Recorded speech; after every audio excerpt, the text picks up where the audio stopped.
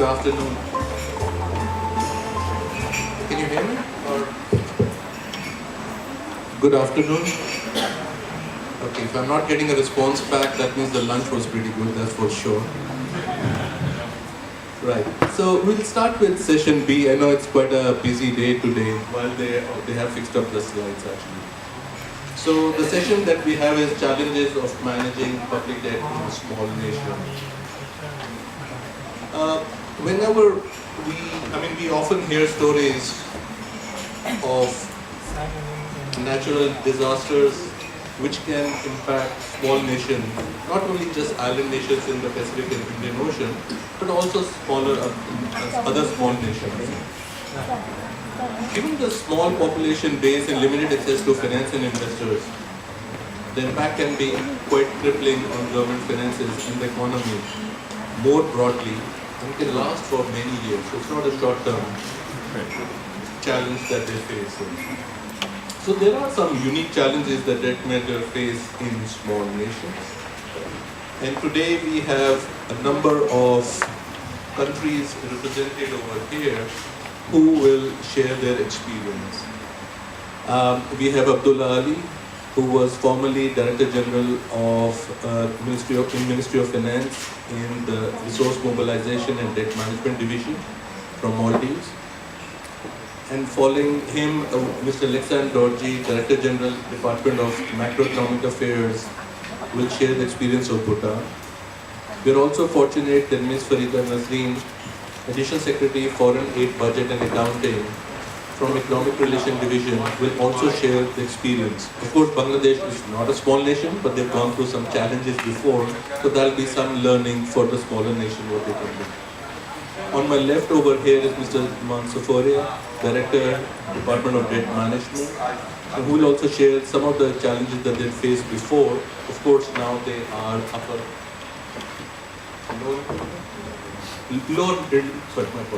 lower middle income countries now. So of course, they've gone through some of the challenges and they will be able to face. And of course, lastly, we are joined here with Paramis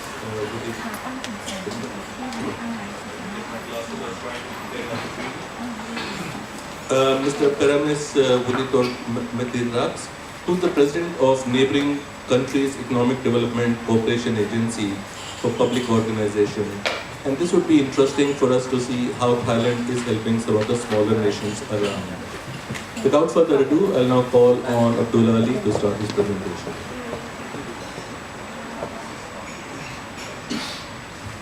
Hello. Yes, started first. Hi. Afternoon, everyone. It's such a pleasure to be here at the forum.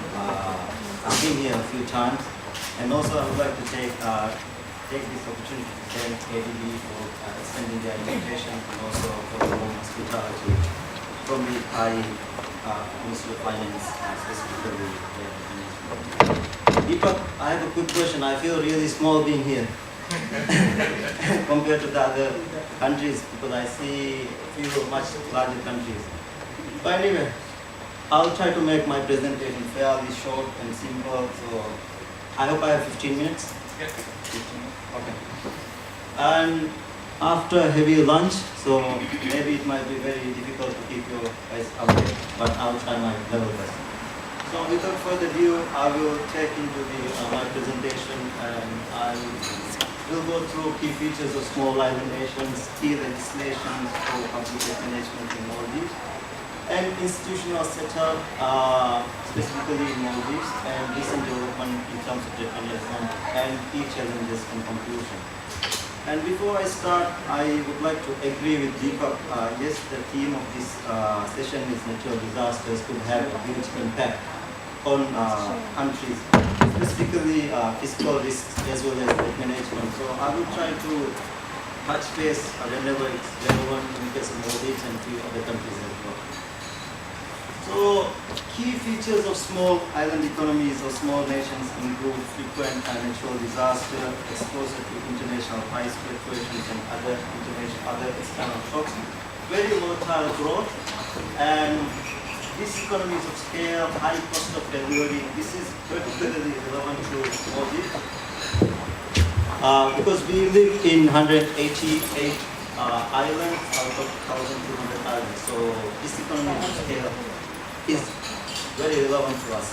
And undiversified economies, so again, countries like us and even Caribbean islands and Pacific islands, we primarily depend on tourism and maybe agriculture. So one or two specific sectors, very high level of debt. So among these small islands, especially Caribbean, they have highest debt to GDP among the countries around the world. So recently, a couple of years back, they had to restructure some of their debt. And also, there was an interesting study done by World Bank in 2013. So, part of their DENPA assessment, they found debt management among many things. Two very key things I wanted to highlight. Among these small nations, debt management facilities are fairly similar. And also it's irrelevant to their level of income, because among the small islands, some of them are high income countries, some of them are low income countries. But debt management capacity doesn't correlate with the level of income. So these are the few findings from the World Bank. So getting back to Maldives, we have three key legislations in terms of debt management. So number one is Fiscal Responsibility Act. Basically, Fiscal Responsibility Act sets targets or limits, and it says gives purpose for borrowing. So according to these targets, debt to GDP, the famous 60% is there from 2017. Overall balance target of 3.5% from 2017, and fiscal primary balance in surplus by January 2017. These are the three primary targets. And in terms of purpose of borrowing, it clearly says that the loan should be only taken for development projects and for improving productivity.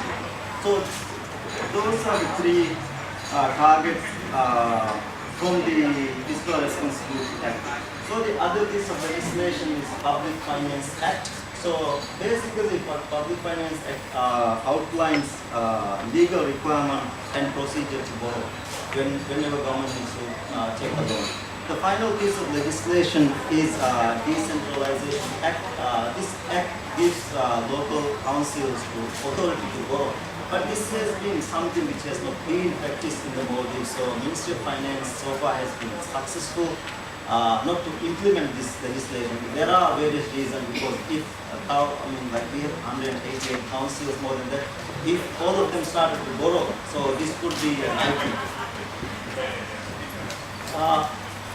In terms of institutional setup, we also have a debt management office, but debt management office is combined with resource mobilization and debt management division. So it's a division at Ministry of Finance. In 2014, we came up with the modern DMO structure with head, middle, and front office. But however, in 2017, there was a restructuring done during this process. We had to combine middle office and back office functions. But the functions are still there, but there are no sections for middle and back office now.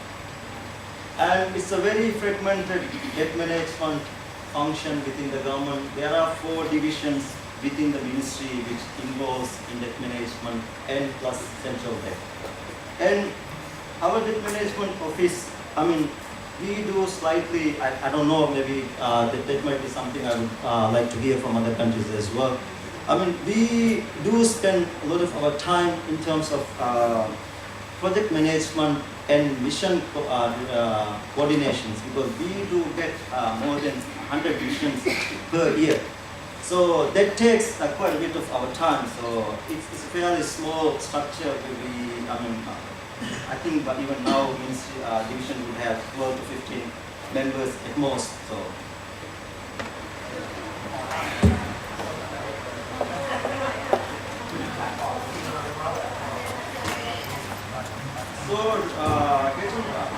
The next slide is recent developments.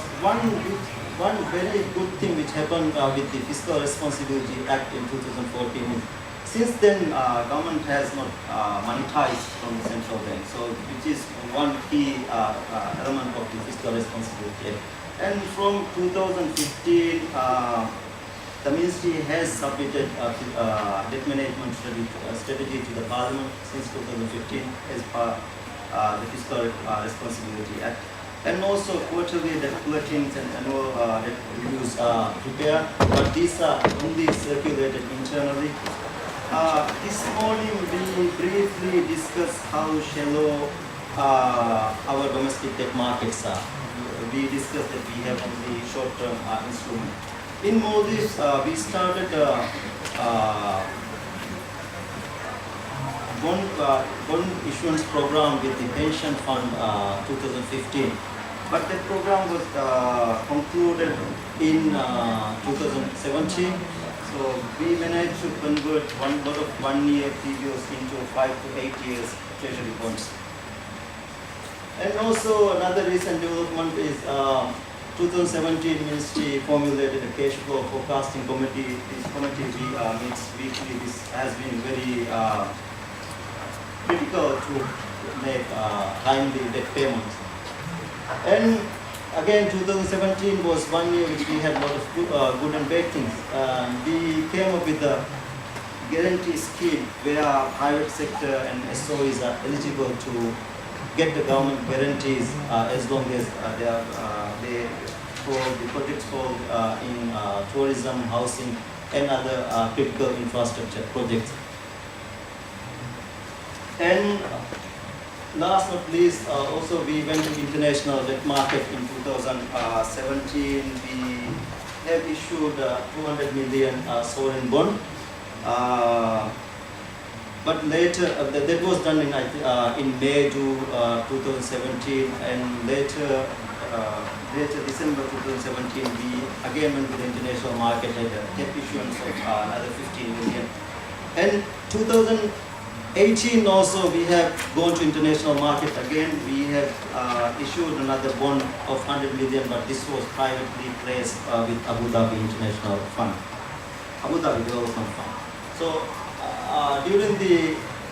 before issuing international bond, we also have done credit rating for the country. So this will be a point where I will come back if I have a little bit more time. Key challenges. So this would be fairly similar to most of the island economies or most of the debt management units around the world. And I will not. For us also interest rate, exchange rate, and refinance risks do exist. But since we have covered this through other presentations, I will not go through them. So I will go to number one, limited concessional financing or limited financing from development partners. This is again very relevant because in the theme of the presentation it says once you graduate from the least developed country. We are also in this situation. We graduated from least developing countries in 2011. So we are high income country now. But then with our level of debt, we don't qualify to get concessional loans, loan financing from ADB or World Bank or some of these multilateral agencies. So we are trapped in a very bad situation. With level of your income, you are no longer least developing country, but with level of your debt, you don't qualify to get the loan financing. But the ground reality is development needs are far larger than the concessional funds available from development agencies. And especially this finance is very limited for infrastructure-related projects. A lot of multilateral agencies, they do have financing for technical assistance and some soft sectors. But when it comes to critical infrastructure, the options are fairly limited. And again, in the morning we discussed the very shallow domestic market and limited access to the domestic market. So I will leave that point since we are discussing in the morning. So, though we have prepared debt management strategy since 2015, we have not implemented this strategy. So the government has not been able to implement the strategy. And the other one is high cost and risk to access international financing market. So this is something very relevant. So this is going forward. This would be something fairly critical to any other country. So once you go on this road, so it's very difficult. For example, we have issued this bond to Abu Dhabi fund around 5.5%, 7 years, 5.5% with 5 years maturity. But this has been a donor which we managed to get concessional financing for like 2 to 3%, close to 20 to 15 to 20 years maturity. Once we have chosen this route, there is no way we can go back to the Abu Dhabi fund and ask for a concessional loan. So then again, the high and increasing contingent liability with the introduction of sovereign guarantee scheme in 2017, this will be something which will be made, which might have a huge fiscal cost in the years to come. I still have 3 minutes. The last point is over-reliance on one single borrower or country. So this again is something very similar in many countries. I don't have to go too far from Maldives. So even if I look at Sri Lanka, so what they are going through tells the story itself. The other thing which I wanted to discuss is key challenges beyond typical debt management. So one key issue for us is low loan disbursement. So we have signed massive loans, but the disbursement ratio is very low. So with that, it comes a huge commitment fee, additional cost for the government. So since 2016, we have been on a very unsustainable fiscal path.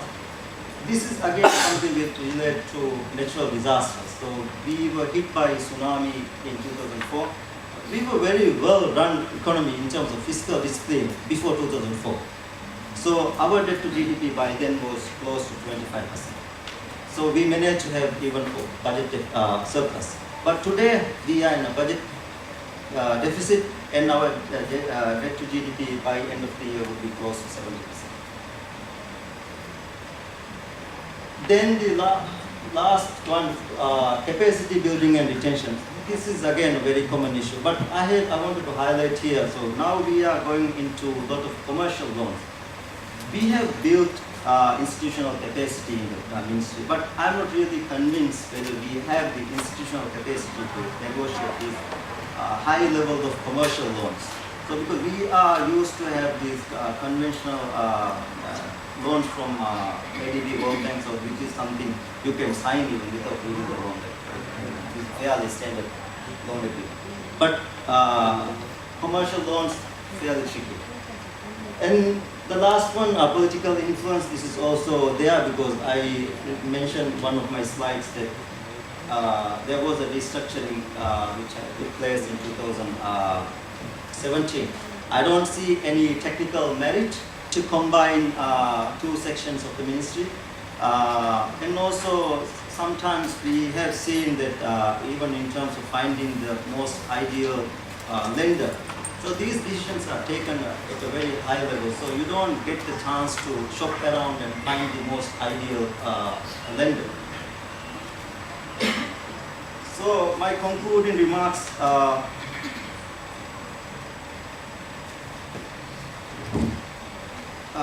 I still think for countries like Maldives, we can still try to find alternative financing options from development partners.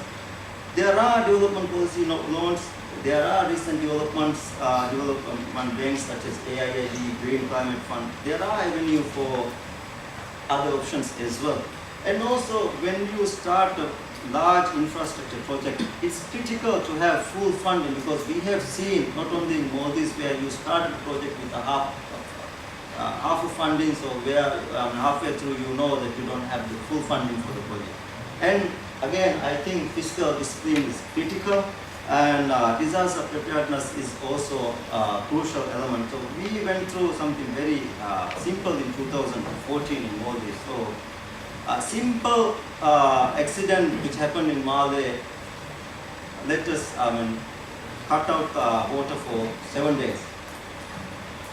So, I mean, these are simple things. I mean, for these things, there are instruments. For example, World Bank has a CAT-DDO option, catastrophe drawdown option. These are the kind of tools where you can use without much cost. And again, the international best practice and the institutional setup are critical. You don't need to go back and find new things. The international best practices are good enough. In case of Maldives, I think we need to widen the scope of public debt, because though Fiscal Responsibility Act defines debt with contingent liabilities, I mean, so far we have not recorded contingent liabilities. So, and the last one is comply with legislative requirements. But we have seen in many times, whenever successive government comes in, rather than comply with the existing legislation, they try to amend them. So these are my concluding remarks. So if I can take 1 or 2 minutes, can I? There was a question yesterday, I mean, in terms of sovereign bonds, what is the right size for a country? I mean, I don't know there is a specific answer, but there are a few island economies. For example, Seychelles, Belize, and Grenada, and also Fiji. They issued sovereign bonds in early 2000. But their sizes were very different. For example, Seychelles, the size of bond is close to 22%. Belize, the size of bond is close to 13% of the GDP, and Grenada, the size of bond is close to 19% of GDP. So, and Fiji, the size of first bond was close to 5%. In our case, it was 5.5 or close to 6%. I mean, Seychelles, Belize, Grenada, they had the defaults. And specifically in case of Grenada, it's again relevant to natural disaster, because the hurricane 2004 did kind of destroy all of their infrastructure. So I don't know the size, what is the appropriate size, but based on these 4 countries, I think the only country which they did not have a default was Fiji. Their initial bond size was below 5%. So maybe 5% might be a good international benchmark. So I will leave there. Thank you. Thank you, brother, for sharing the Maldives experience and also your debutions of 200 million, which of course took a lot of time, which you understand. I will ask now Mr. Letsang to share the experience of Bhutan, which of course is, as you know, it's not an island city. Island country actually. So you may find it different, but something common also. Okay, good afternoon. Thank you for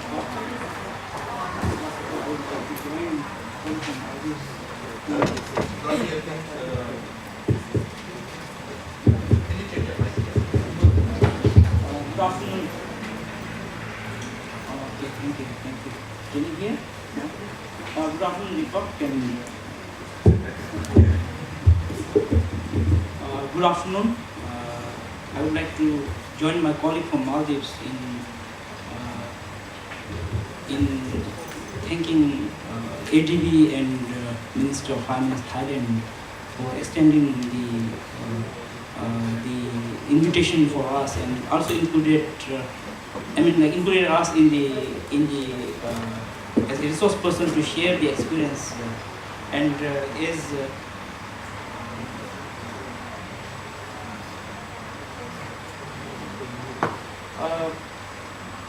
Bhutan, I don't know how many of you have heard of Bhutan, but Bhutan, I would like to tell you that Bhutan, everything revolves around the homegrown philosophy of gross national happiness. Even if you talk of the fiscal deficit, even if you talk of the development, anything is somehow or dwell around the gross national happiness. And of course, this is my outline of the presentation. And of course, as we know, like unlike Maldives, we are landlocked countries and we are small countries. And I think our GDP is not even as much as you spend for making a movies in Bollywood or Hollywood or things. So we are very small, and yeah, so I will not dwell on much on that. And this is how we are structured, and of course we have recently, in terms of the institutional setup for the debt management, this is how it is, and on the within the overall mandate of the Minister of Finance, and I will not dwell on much this thing. And this is how it is, and as is common in everything. So now, like coming to the framework, like as we say, we are very young democracy, the constitutional monarchy since 2008, and herein it is stated that the borrowings that we make today should not be an undue burden in the future generations in terms of repayment and all. So we don't have that different kind of a fiscal rule, or well, we have certain policies in practice, but we don't have a different debt law or anything. But these are, so we have that master constitution, which I said that the level of debt that we create today should not be a burden for a future generation. And of course, public debt policy, we had some kind of a policy made now, which limits a certain threshold on the external debt burden. And and Bhutan is also like mostly dependent on the ODA, the external donors, development partners, in terms of actually the constitution also says today that our domestic revenue should at least be enough to meet the recurrent expenditure, in the sense that should there is no money and should there is no fund coming from the ODA or borrowings from outside, we should at least be able to maintain. That is one thing that we have in the constitution. And some profile, as I said, the total, you see, the total debt to GDP is 101%, and very high. Yesterday from Armenia, today from Thailand, Armenia, and Maldives, we have a debt level that you cannot have more than 60% or something like that. But ours, like, we don't have that kind of, because only this debt is mostly on the hydro debt, as you say, that hydro, meaning the very creation of the Department of Macroeconomic Affairs. We call it Department of Macroeconomic Affairs, which I had today, is about 1.5 years only old, because we used to have a fragmented, the functions that has been spread all over have been now consolidated under one department, and this is quite a big initiative that has been recognized as. And these are the challenges I had. This thing, as it is said, we are landlocked country. The cost of the delivery is high, and everything is being imported from India. Mostly 70 to 80% of the trade is Bhutan's trade is with India, and we import everything from India, meaning that even to the extent of the inflation is kind of imported inflation, in the sense that we are dependent on most of the things from India. So that makes it sometimes the cost of the production high. And single sector driven economy, as I said, hydro, and it is been, I don't know whether you want to call it criticized or anything, but there's talk going on that everywhere that our investments are put into the one basket and all. But I thought, in view of the lack of the alternatives, I think we should capitalize wherever we can. But the fact of the matter is that it is one sector driven and narrow investor base. Of course, as I said, we are dependent on, and mostly the hydropowers are either through a GAV or the IG project, intergovernmental thing with the government of India. So yeah, lack of legal framework and fiscal regulations. Well, of course, we have a broad legislations and rules, but we don't have, as I said, the specific fiscal rules. But the fact of the matter, as I said, is it is guided by our overall philosophy, and we really don't have much of a problem at the moment. But again, like the lack of debt advisory committee, we don't have established yet, but it has to be established as per the debt policy. But the fact is that we have a unitary system in Bhutan, and the local government, we have one unitary system, and local government cannot borrow municipalities and local government, or if it is borrowed, it is from the Minister of Finance, and of course the government has to approve the borrowings. It is not like, of course, after scrutiny of all those things, then government may or may not allow the borrowings for. But it is not just that you can borrow. So yeah, as I said, underdeveloped government securities, and we have had, except for the treasury bill for short-term cash management, which is also used to finance the deficit, but we don't have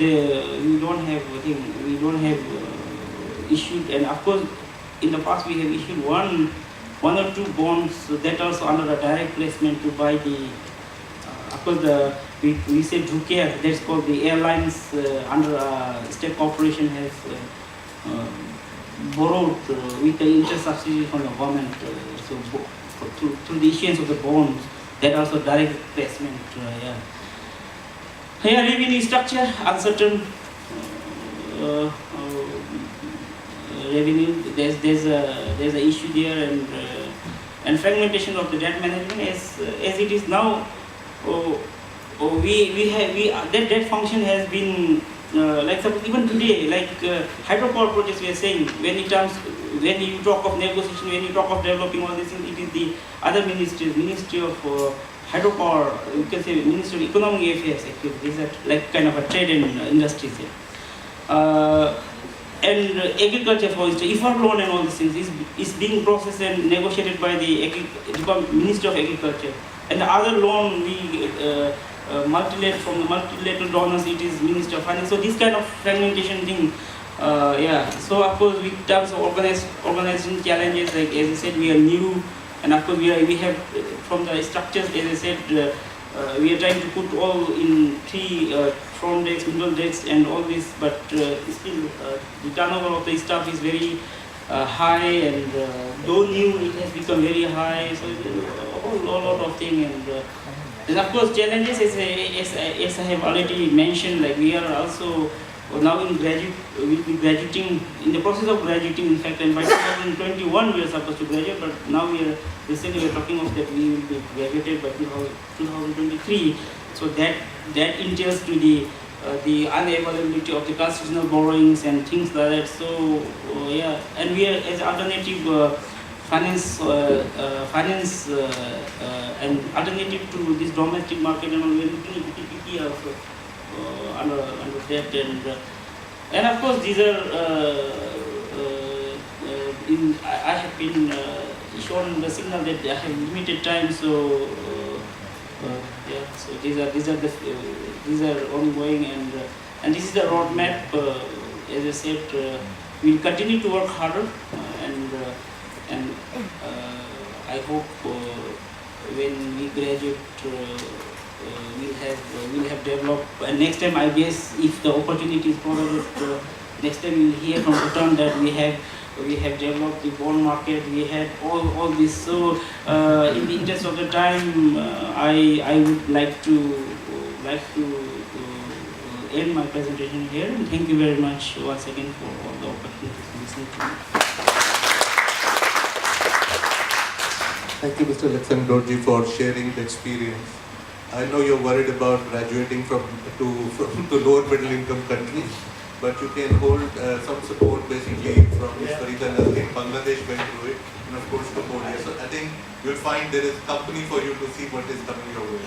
Without further ado, I'll now ask Ms. Farida Nazreen to share her presentation.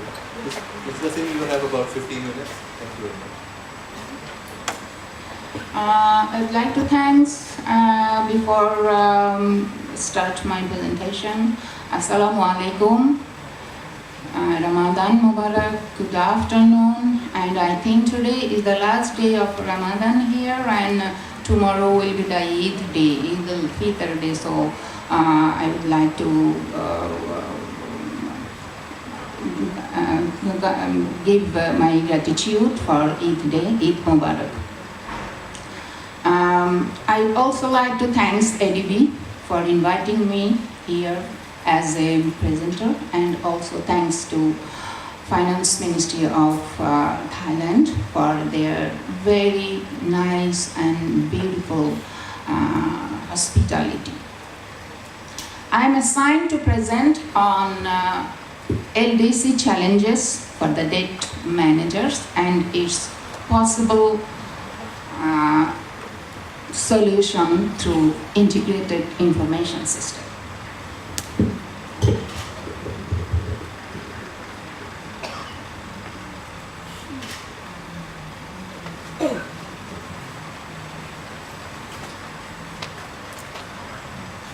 Before starting, I would like to state three important statements about graduation. That is, smooth graduation, which will not need very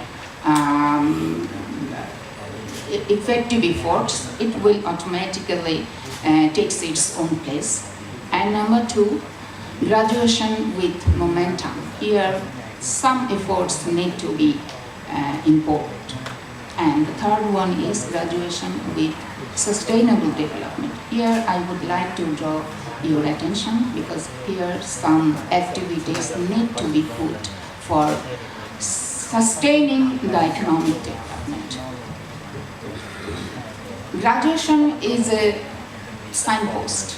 It is not the winning post, because keeping the sustainable accelerate momentum in the economic development is the most important for keeping sustainable upgrade on the economic development after the post-graduation period. So this is importantly give efforts for keeping sustainability up to the time from where a country will come out from LDC status. Let me mention some experts' opinion. Recently entered experts' opinion shows that some debt-burdened countries has buzzed their red and yellow lights with heavy debt burden. UNCTAD sees its orange light, and IMF tells it is red light. And some low-income developing countries with national income less than 2,700 are the most vulnerable in terms of debt servicing, and in 4 years' time after getting the graduation status, their debt burden has piled up to mountain height. What does it mean? It gives us alarm to be prepared. Those countries, small and island country or lower developed countries, to be prepared for facing this kind of debt burden so that they can smoothly come out or smoothly go forward to keep their sustainability in the economy.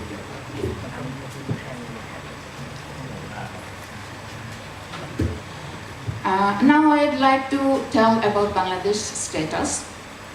Bangladesh has recently graduated in 2 terms. In 2015, it has been graduated to lower middle income country according to the World Bank assessment. And this year, 2018, as per the UNCDP assessment, Bangladesh has meet all the 3 criteria of graduation, like Human Asset Index, HAI, GNI, Gross National Income, and Vulnerability Index. All these 3 criteria has fulfilled by Bangladesh. So if everything will be okay, then Bangladesh will be come out from LDC status to the developing country in 2024. So this 6 years time is really very vulnerable, very challenging for Bangladesh to get out from LDC.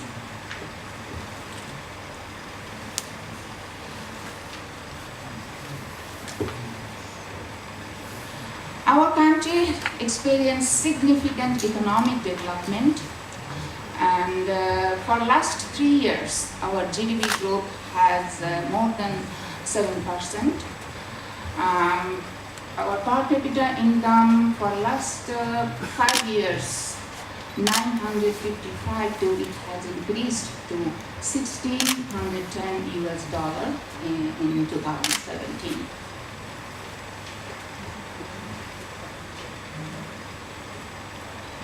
And our foreign currency reserve is 32 billion in 2017.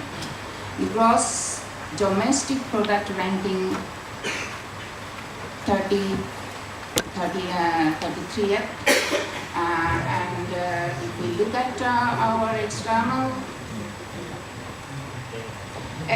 debt scenario, and if we say in last 5 years, our commitment has increased from almost 5 billion to in 2017 up to June is 17.96 billion. So it's almost more than 3 times we have committed to our external development partners. And in this period, our disbursement figure also 3.68 billion this year, and these 2 figures are the highest since our independence 1971-72 to this to 2016-17 period.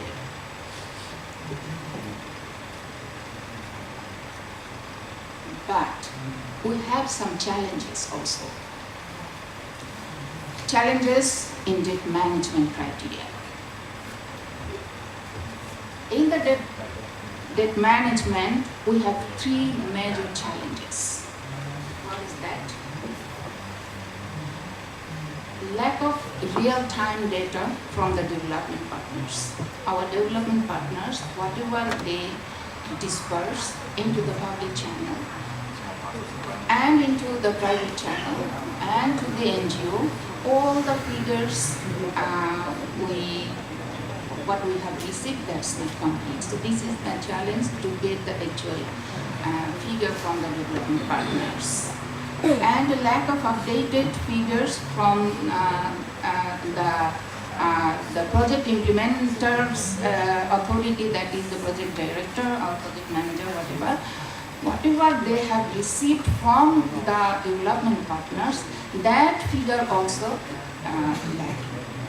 And there is big lacking of interconnectivity between all the stakeholders, like the development partners who disperse their finance, and the project director who execute the project with that finance, and interconnectivity among all those stakeholders. And for this lacking, our policy maker cannot take decision or cannot take accurate decision to focus in the future for challenging this LDC graduation challenge.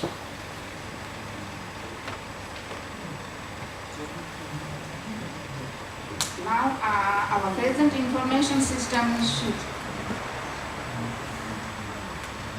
shows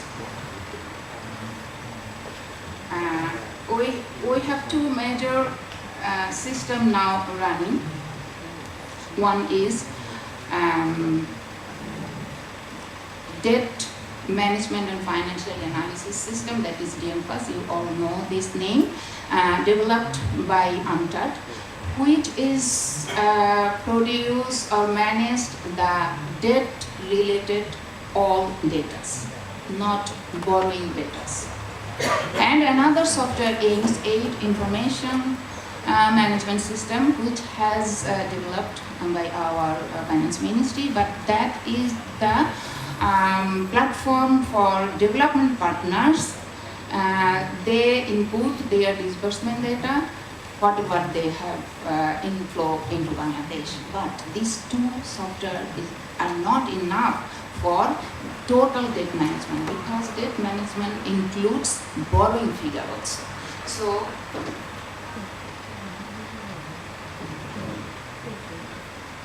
So what could be the possible way out?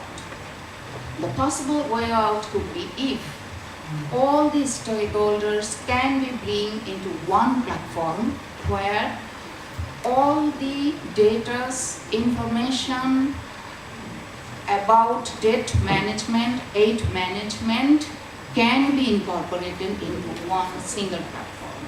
So in this respect, we have developed a software named FAMES, Foreign Aid Management System, through which all the relevant stakeholders will input their relevant data into the system, and it will ensure the timely input, accurate data, transparency, data validation, etc.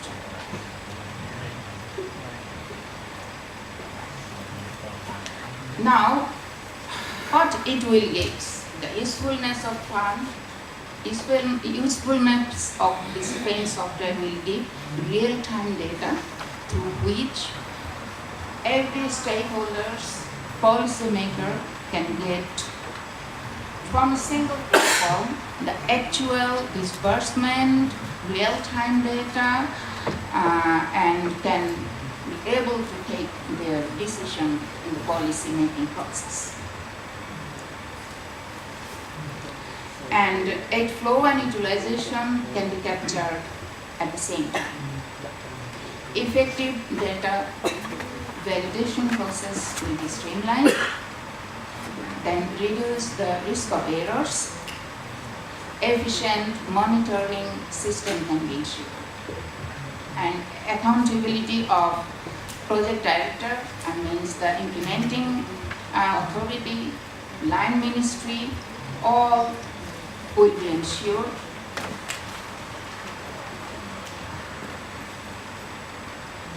Now, let's see the uniqueness of FAMES.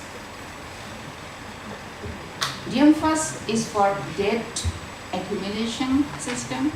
AIMS is for disbursement by development partners, but FAMES will be the whole system, both disbursement by development partners, actual utilization by the executing authority, and it will be linked with the DMFAS for debt servicing data accumulation also. So it will be a complete system for managing debt efficiently.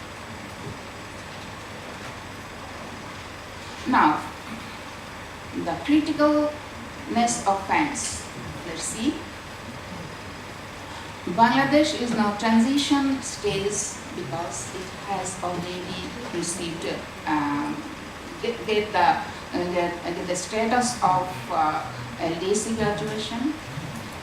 Bangladesh recently has borrowed a big amount of loan from concessional, non-concessional windows for its mega projects implementation, and amount of external debt in that respect has increased.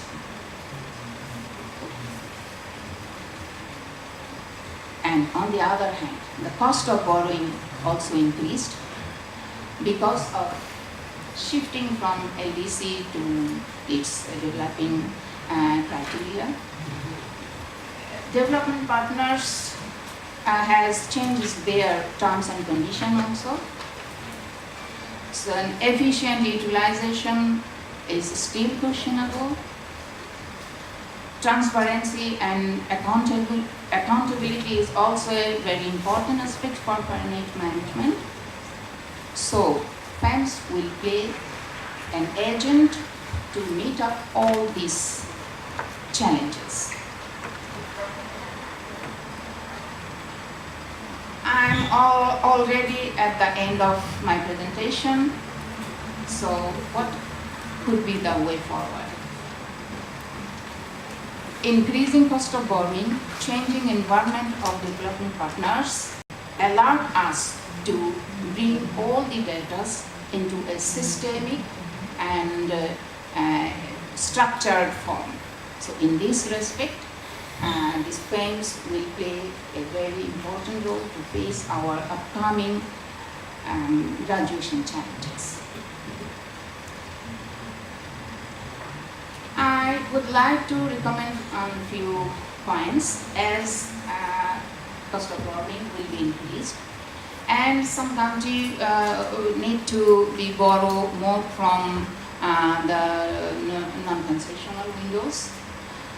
So managing and exploring alternative source can be explored. In this respect, green financing could be an alternative choice. Ensuring value for money is very important. Monitoring foreign assistance for effective utilization need to be ensured. Ensuring aid effectiveness is another requirement. Appropriate project and program need to be taken. Removing bottleneck of executing project implementation and non-concessional loan can be invested in such a project that gives more revenue with high ROI, IRR, high ROI with minimum payback period. And no matters the country borrow from concessional or non-concessional windows, the matters is where these non-concessional loans are invested, how to utilize those non-concessional loan. It has to be in highest revenue return projects where more employment can be created, more revenue can be earned by the country. In that respect, our expertise can be created, capacity need to be enhanced so that in the negotiation table, that expert can negotiate for utilization of that non-concessional loan into accelerate momentum of economic development for its sustainability. Thank you very much. Thank you, Ms. Masreen, for sharing the Bangladesh experience, especially the FAMs, how integrated and a comprehensive debt management system is an important tool for you for planning for post-graduation strategy. And thank you, Mr. Dorji, for moving the slides. Appreciate that. Now I will change gears and now we'll ask Cambodia to share their experience.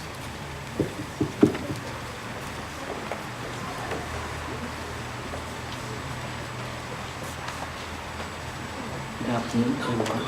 This is my great pleasure to be here as a speaker to this session.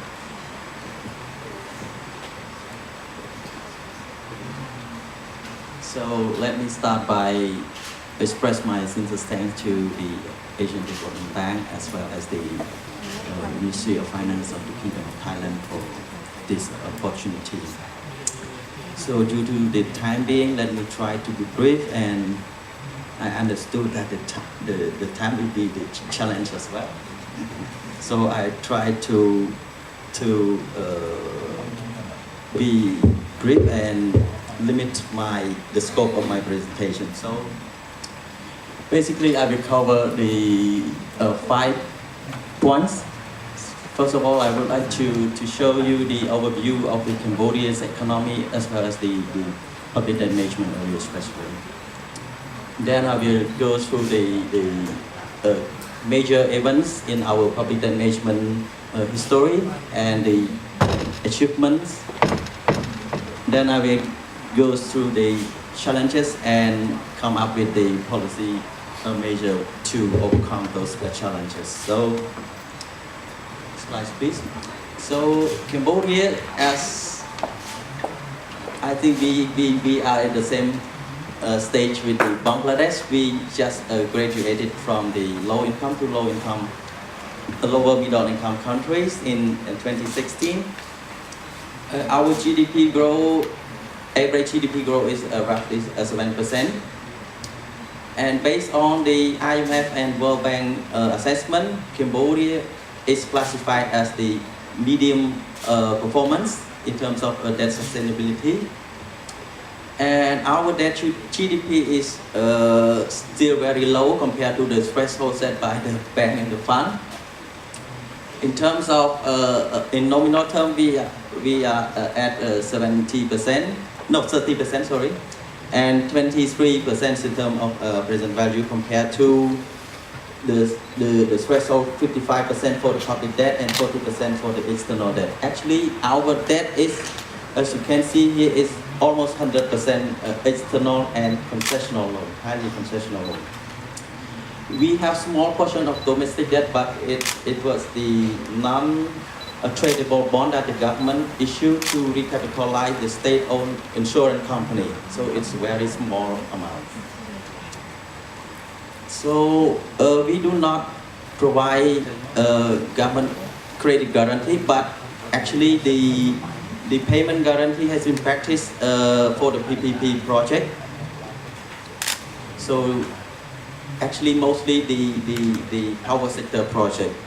And based on the assessment, Cambodia is low risk.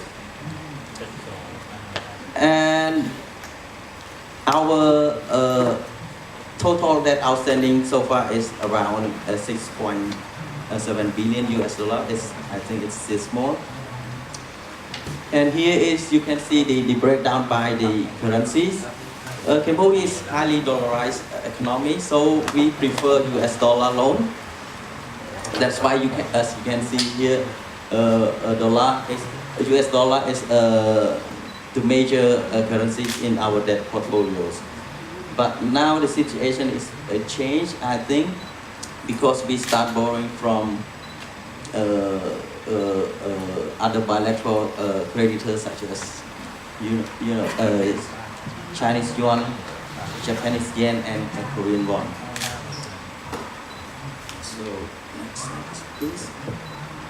So here is the major event in our public debt management history. In 1966, we set the borrowing ceiling. It was recommended by the IMF at the time because of the limited capacity of our human resource. So we refer to the recommendation by the IMF, and we set the first ceiling in the budget law. It was 160 million SDR that the government can sign the agreement. Not like the other countries. I think the other countries, they set the ceiling for the disbursement, but we set the ceiling for commitment. So, and in 2007, we start install the DEMFA system. And in 2009, we invited the DEMFA mission from the World Bank to assess the public debt management performance in our countries. And with the recommendation from the mission, we firstly developed our institution. We integrated the middle office function with the back office function, and we build up capacity, and then after that we continue to develop the legal framework, as well as you can see there are a lot of major events here. So we develop everything. Actually, we develop everything by our own resource, with the not with the recommendation, with the with the technical assistance from the external expert. But we try to be, we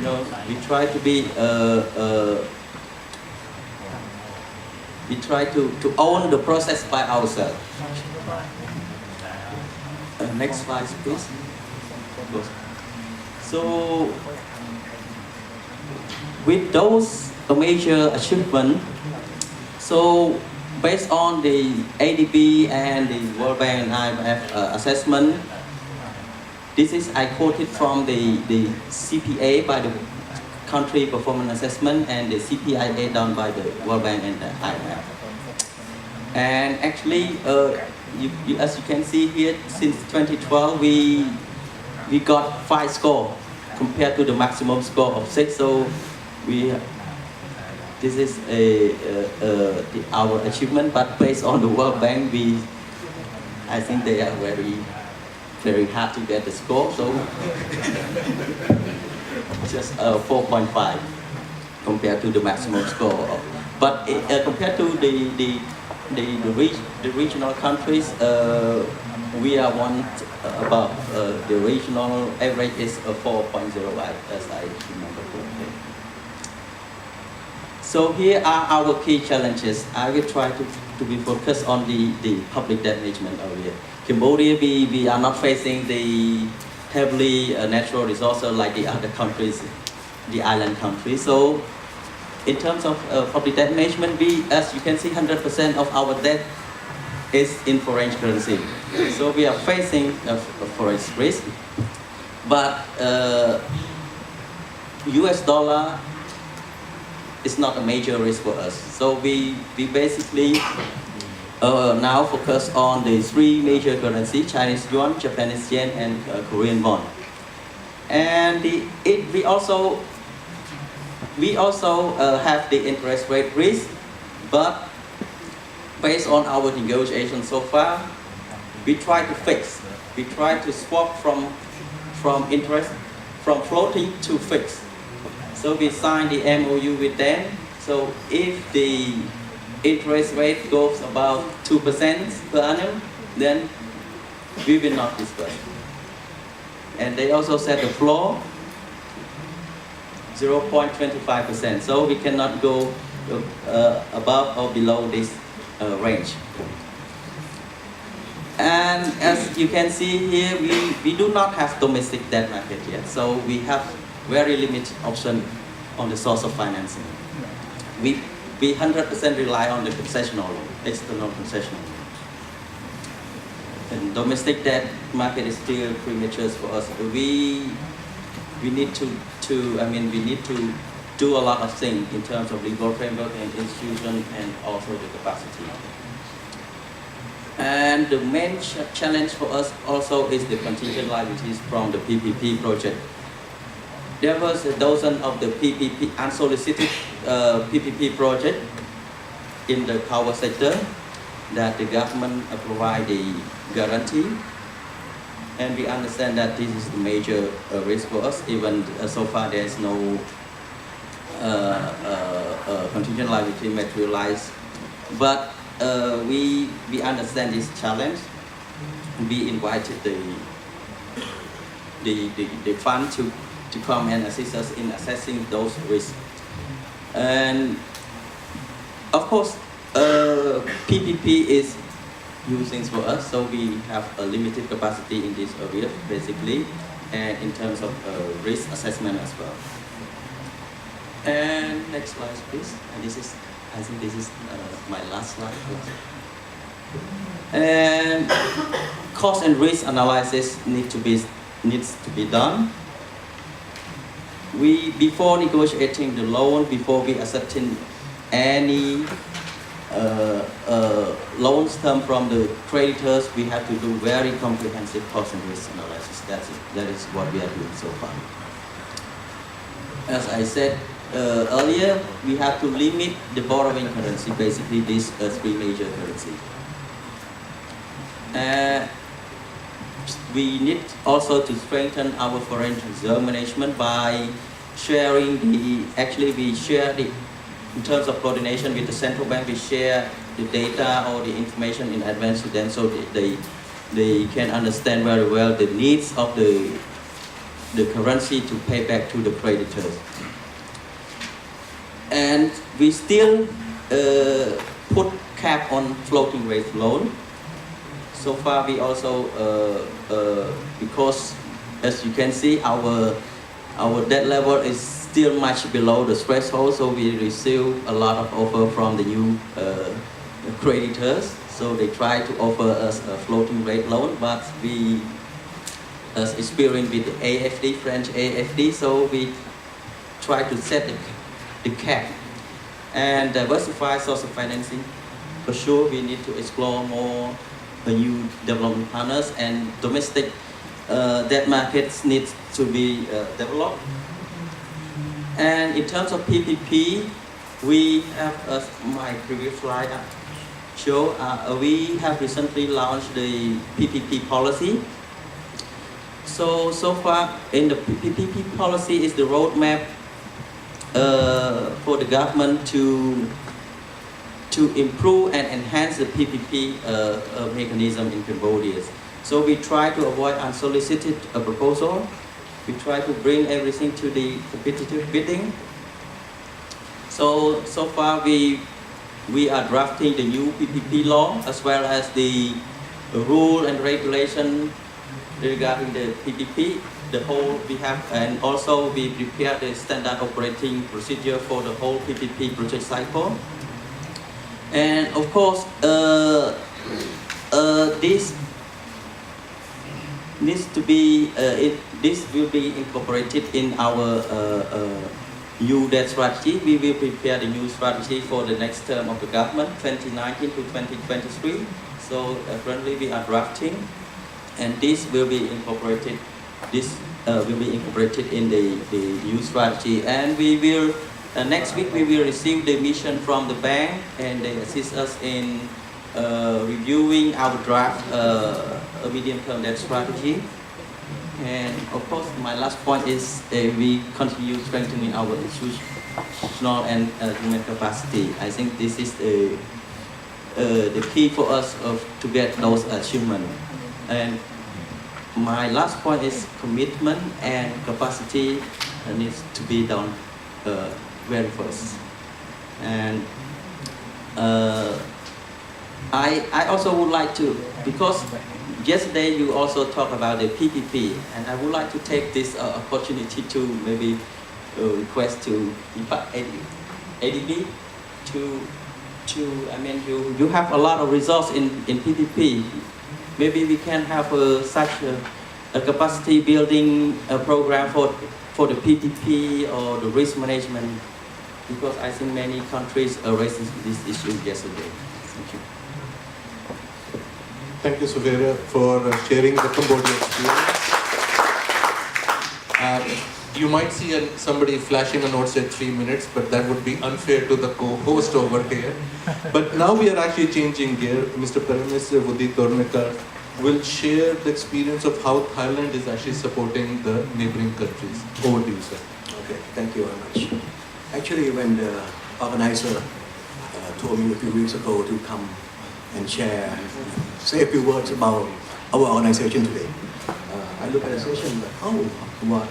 It's not related, but you talk about the LDC, graduating of LDC to the middle income countries, and another more from the constitutional loan.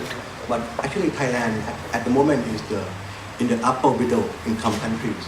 We've been graduate for quite a long time ago, and we don't borrow. We don't get the chance to borrow concessional anymore. But actually, we on the other side, we are not borrowing concessionally, but we are providing concessional loans to neighboring countries. At the moment, Thailand has two international development cooperation agencies. Two. One is on the right side is TICA, Thailand International Cooperation Agency, under the Ministry of Foreign Affairs. And our organization is called NEDA, Neighboring Country Economic Development Cooperation Agencies. Is a public organization. It's under Ministry of Finance. When you say public organization, actually it's not a public organization. It's actually under government, still owned by the government, 100% owned by Thailand. So our role is to provide assistance to neighboring countries. Neighboring country in this case not only cover the countries that have the border next to Thailand. Coverage is, we cover 7 countries, namely the Bhutan, Myanmar, Sri Lanka, Laos, Vietnam, Cambodia, Vietnam, and Timor-Leste. And actually, 2 of our clients are here on this table, Bhutan and Cambodia. And overall, our objective is to follow the issue of financing for development. Our project comprised of three types. Okay? Mostly is the loan. The loan is especially for infrastructure development. For actually the countries have the neighboring that have the border next to Thailand. Most of our portfolio was in Laos, PDR. We have also some financing project in Myanmar and also in Cambodia. And actually, this year we will provide concessional loan one project to Cambodia on the road number 67. And for Myanmar, probably in a year or two, will be on the loan with a road connection from Thailand to Dubai. In the cost, in the range of about 4.4 billion Thai baht, which is about roughly 130 million US dollar. Some detail beside the project, and also as well as some HRD. HRD is Human Resource Development, in which we have provide more than 30 training courses, for the past, I think, 7 years, for all 7 countries that we cover, that our coverage, all 7 countries. Not only Siam, also Bhutan, Timor-Leste, and Sri Lanka. And probably the last course is just finished a month ago on the debt management, actually, on this issue. And some of the colleagues participated in this course, maybe here today as well, I think. When we talk about Thailand financing for providing concessional loan to neighboring countries, actually we are not a rich country.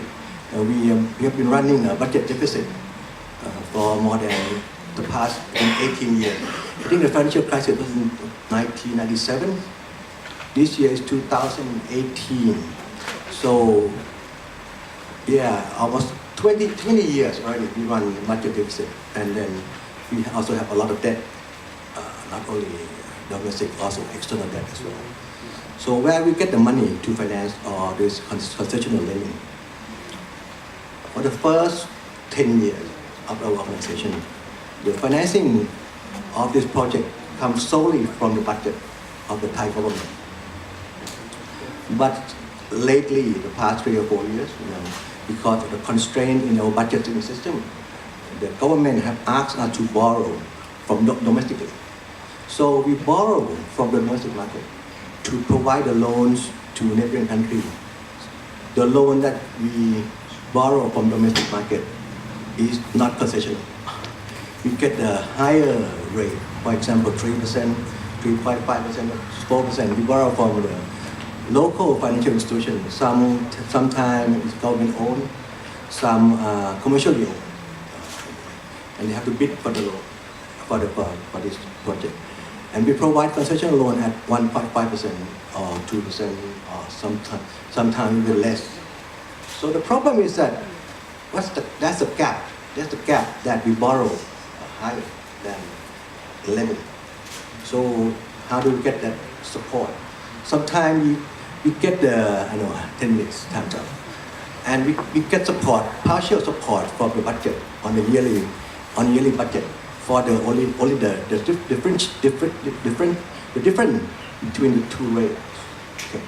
And also, we use our own resources to finance those gaps.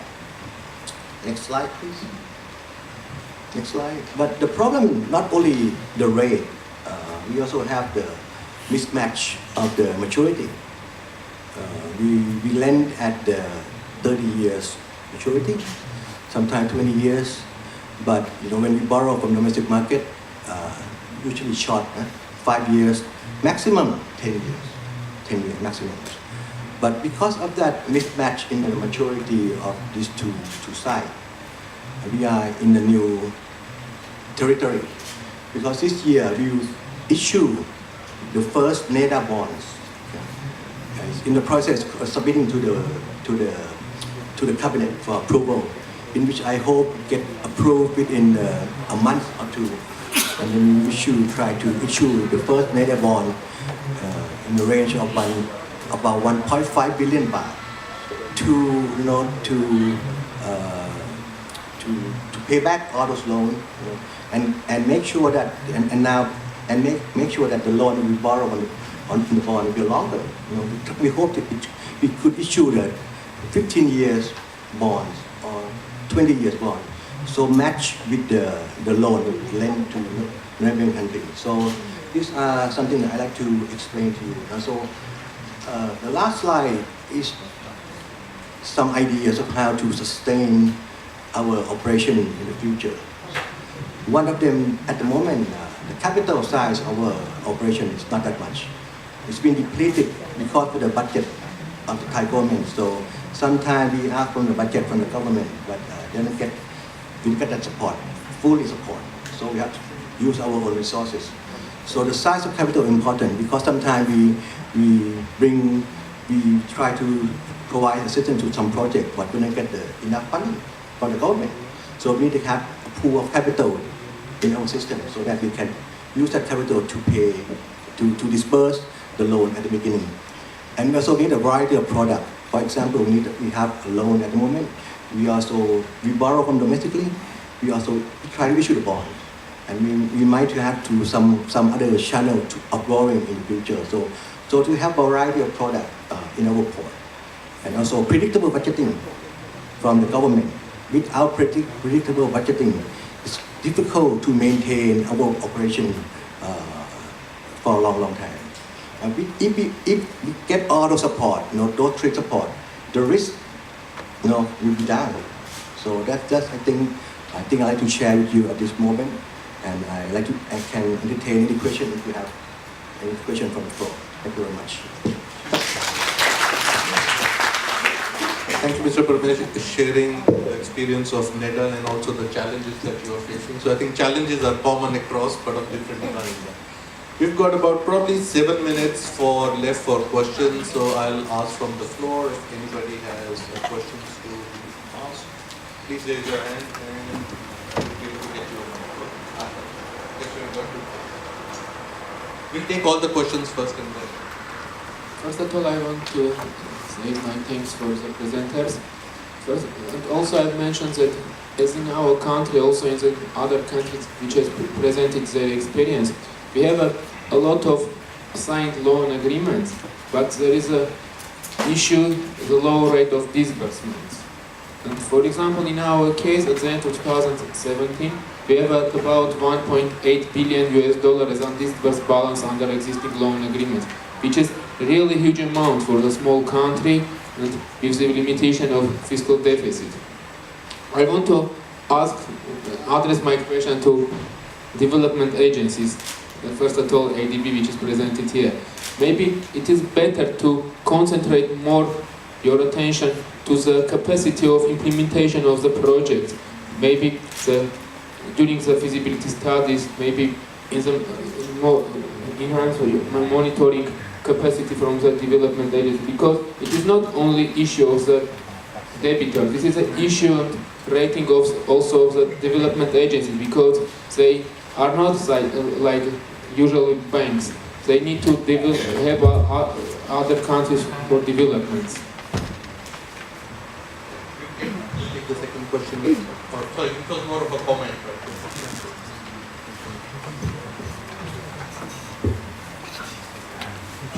Thank you very much for the presenters for their very excellent presentation. I am Damodar Negri from Nepal, Ministry of Finance. My question goes to Mr. Abdullah Ali of Maldives. You are mentioning about the decentralized act. I think according to this act, every local body have the right to borrow. This may create problem to the central government to manage the fund for the payment. So is there any restriction for the local bodies for borrowing by decentralized act? Can you repeat? I didn't follow the first part of the question. You have decentralized act. Yeah. And I think due to this act, every local bodies have right to borrow. If this happen, central government have the pressure to collect the money for the payment. How do you manage this type of differences from? Can I answer now? First of all, let me make a quick comment. I made a small mistake when I said Maldives as a high-income country. According to the World Bank, is upper middle-income country. So, sorry for that. Getting back to your question, yes, Decentralization Act gives that authority. But then there are also limits. I mean, it says that local authority can borrow up to 10% of their income as well. But I mean, so far, the Ministry of Finance has been very reluctant to do this because, like, if they, we have like 188 local island councils and another maybe 20 atoll councils, and a few city councils. I mean, if all of them started to borrow on their balance sheet, so this will be a nightmare. So, I mean, so far the government has been basically tried to accommodate these requests through budgetary support. There are very simple requests. You might even laugh here because from a local council they might say we wanted to buy a boat to use on a commercial purpose. But these are the kind of requests that can be accommodated within the budgetary support. So I think, I don't know, I mean, like till January 2018, government did not have a plan to utilize this kind of borrowing. So going forward, I am not in the position to say anything, but I personally believe a country like Maldives, if we let it happen, it will be a very challenging, even in terms of record keeping. Thank you. Thank you, Abdullah. And in response to Arthur's question, I think it's an important one. Actually, countries have borrowed, and the outstanding of 1.8 billion for Armenia is quite large. So within the bank, just to share with you for projects, we also look at the project readiness of the line ministries. Of course, from a Ministry of Finance, you also look at those aspects actually, but that's an important element. In some areas, in terms of property rights and so on, or land right, actually that can come as an obstacle. But you're right, sometimes the capacity is not there to absorb the amount of loan. So within the bank also nowadays, these are qualitative measures looking at is not just giving the amount of loan, but also the quality of loan in terms of impact, but also in terms of absorption. So very valid observation actually. And I'm sure the other development partners like World Bank also look at this quite seriously. Within the bank, we do look at our disbursement statistics, not just approval statistics. I think I'm getting signals from the outside basically that our session has come to a close. Please join me in thanking our panelists. The challenges of a small country are